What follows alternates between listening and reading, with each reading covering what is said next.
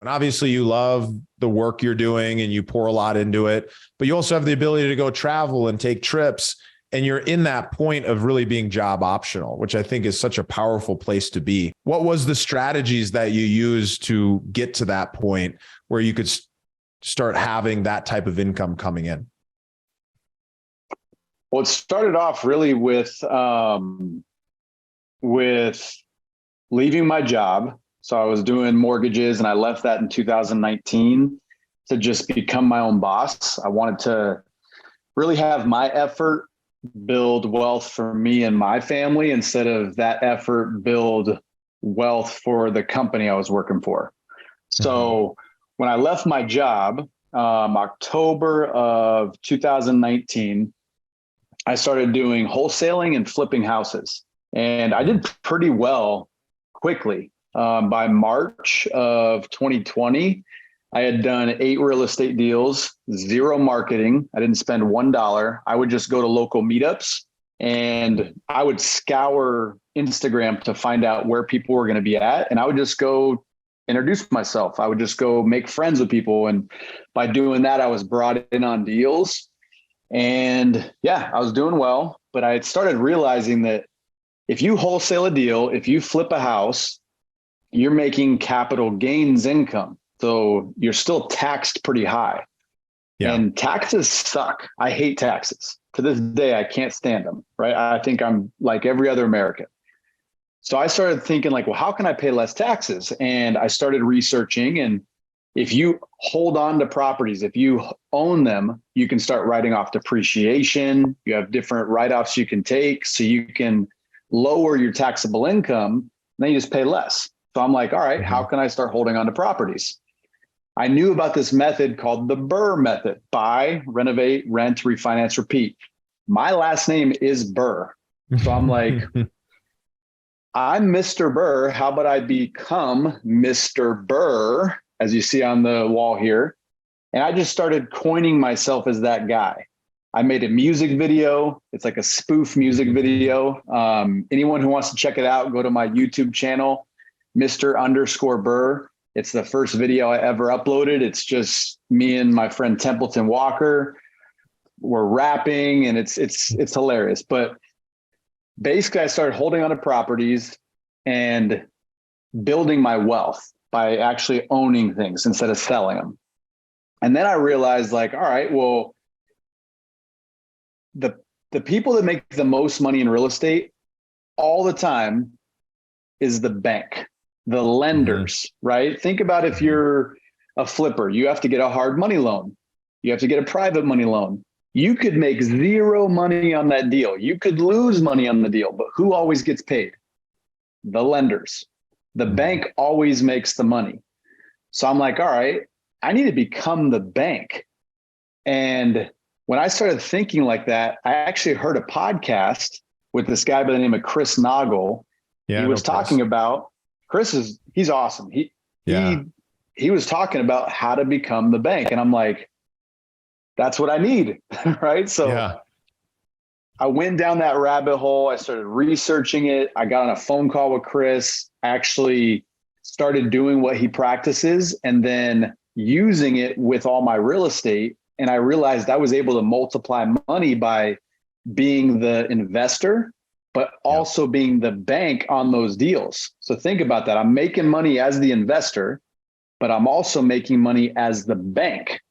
So I'm making money in 2 places at the same time. Once I realized that, I was like, this is freaking incredible. Everyone needs to know about this. I'm telling mom and dad, I'm telling brothers and sisters, aunts and uncles, cousins. Dude, I'm literally telling people in the most unopportune times. Like literally in the checkout line at the supermarket. I'm like, dude, did you know you can be your own bank? And then I'm explaining it to them and everyone's looking at me like I'm crazy, but it was changing my life. So I knew as a kid that barely passed high school, I passed with a D average. As a kid that stumbled through his 20s, was bankrupt at 31, rock bottom. If it could work for me, it can work for anybody. So I'm like, let me just share it with as many people as I can. Well, And then I think what's so great about that is when you find something that you're passionate about, when you find something that's really helped you and you want to share it with everyone else. And it's always funny because like some of the people are going to receive that message and they're going to be like, great, tell me more. I want to learn more. But of course, because you didn't know about it, most people don't know about it. When they hear that, they're like, what the heck is this guy talking about? But the passion of being able to find something that you know is going to help other people, I think is such a good indicator that you're onto something. yeah, I mean, I looked at it just like, how can I get this message out more? And the easiest way to get a message out that is free, social media.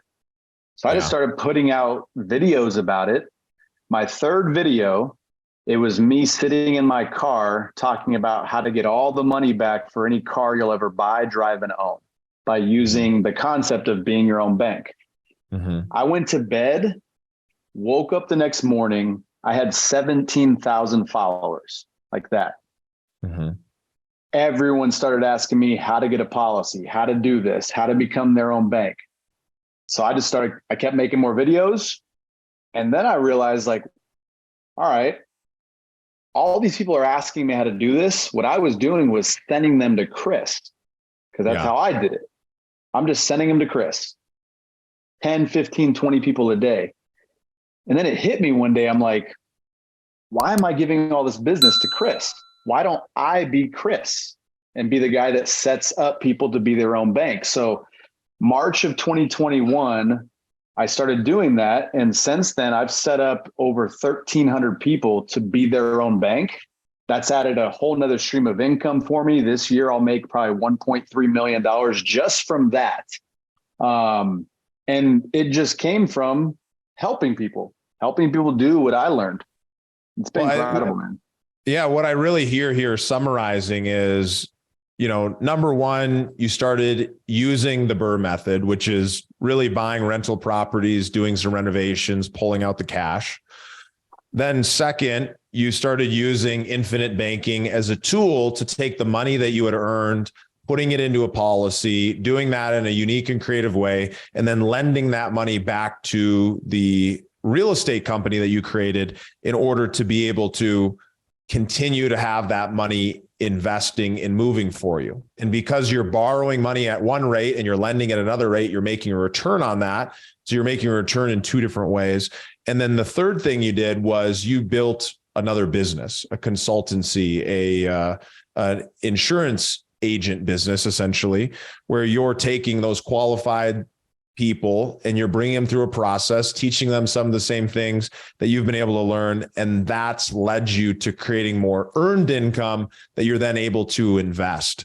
And so I think it can be a really great example of, regardless of where you're at today, the key thing to figure out is how do you make money and then how do you multiply it?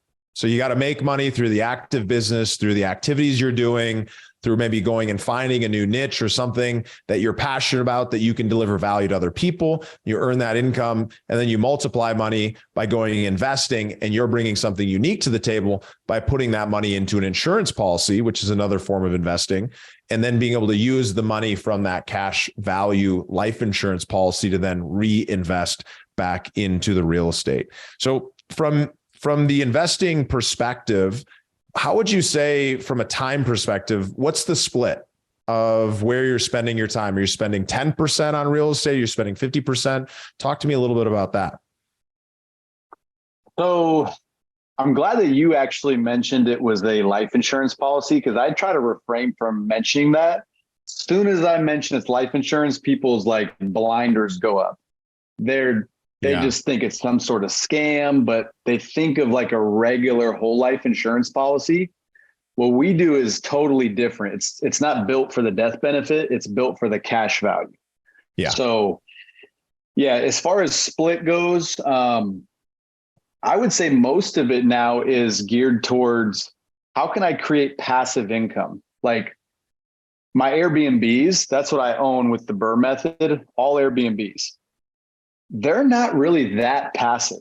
There's a lot you have to do with them. So I'm actually in the process of selling them. They've got a bunch of equity because of how we've done the deals. So I'm going to take the cream off the top, put that money into policies because that money is guaranteed to grow once it goes into an insurance policy. And then I'm going to take it and lend it out. So I'm just going to be the private money lender. Right now, we have about $800,000 lent out to private deals. So right there, we're making like 9-10 grand a month passive just from that. And that is literally passive. You don't have to do anything. You just get checks in the mail.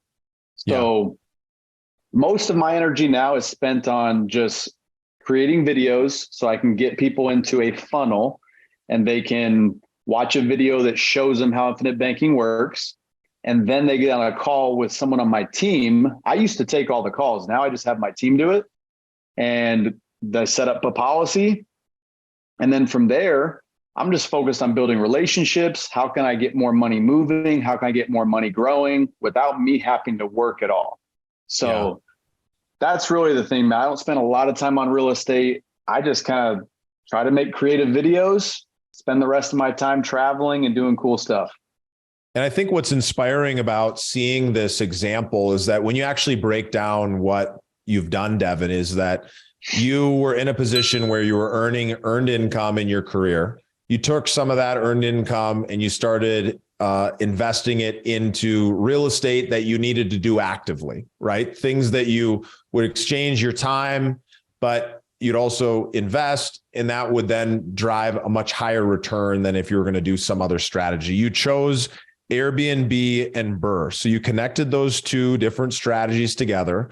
You go out and find a property, you renovate it, you improve it, you make it a lot better. And then you go back to the bank and you refinance it, you pull out some of that money, and then you own it, ideally free and clear, or at least with not a lot of the original cash in it. And then what you've done is you just continue to repeat that process. But while you're repeating it on the next deal, you've gone and started renting these properties out on Airbnb. And why do it on Airbnb? Because you're able to get, a 20 or 30% higher return by going and doing all of that extra management work of running a hospitality business to increase your cash flow, which then increases the amount of money that you're earning on each individual deal. And then you really found another strategy of being able to create more income at a higher level using some things that you're passionate about. And now you're really looking to move from that growing phase where you're looking at, hey, how can I do things to make money and continue to grow that little pot of money I have? And now what you're looking to do is, hey, I want to go to a phase where I'm more passive. And see, this happened within, a couple of years, depending on if you're listening to this could happen within a couple of years. It could happen within a decade or two. It just depends on what's right for you. But you've moved from that growth phase into the passive income, the cash flow phase. And so now you're finding a new strategy where you can actually lend out that money on a fixed note or some type of note plus equity type opportunity that's going to then drive returns for you without you needing to do all the work or take as much risk as you were taking when you're the one who are managing it. 100%. I look at it this way. The most valuable currency that we all have, it's something that we literally spend, so it is a currency, is time. Mm-hmm. Like, how do you spend your time? I'm spending my time right now with you. You're spending your time with me. Yeah. We'll never get it back.